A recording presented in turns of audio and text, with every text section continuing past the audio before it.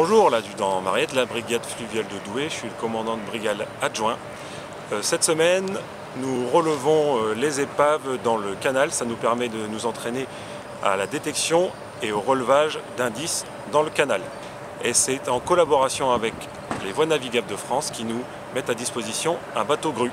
Alors, les deux objectifs, c'est la première partie, une opération judiciaire pour permettre de retrouver des véhicules volés, et la deuxième partie, c'est la détection, c'est le nettoyage du canal et d'enlever tout ce qui est risque de pollution par les hydrocarbures, les batteries et la dégradation des véhicules.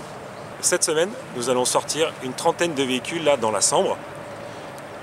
Sur une année, on sort entre 150 et 200 véhicules dans les différents canaux et points d'eau de la zone Nord-Pas-de-Calais-Picardie.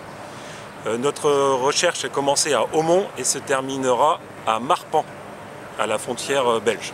C'est quand même assez conséquent pour la petite zone que nous on travaille cette semaine, c'est assez conséquent. Il y a des fois où on va en trouver un ou deux par kilomètre, là c'est 4 ou 5 au même endroit. Ici on voit tout l'aspect du fond.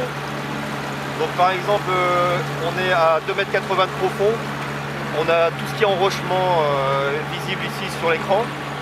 Et dès qu'on a soit un véhicule, soit un enrochement, soit une pierre très importante, elle réapparaît.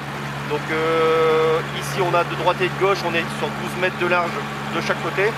Donc par rapport à notre sonde qui se trouve ici, sous le bateau.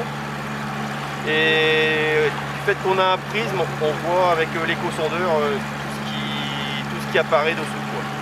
Donc ça c'est un véhicule, on a cet aspect ici qui nous indique qu'il y a une bosse, il y a même une deuxième voiture, en fait il y en a deux l'une derrière l'autre.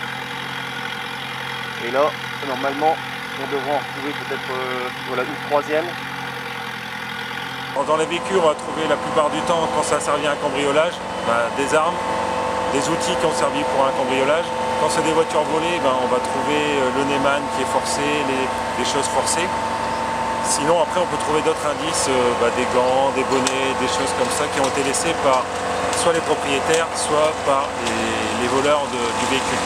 Alors, cette recherche nous permet de localiser des points de jet qui va nous permettre de faire des rapprochements par rapport au lieu de vol et au lieu d'habitation des personnes qui sont connues pour des vols comme ça, qui ont déjà été pris par la justice pour des vols de véhicules. Ça peut permettre de relancer des enquêtes, pas forcément sur ces vols de véhicules, le vol de véhicules en lui-même, mais sur d'autres enquêtes en cours.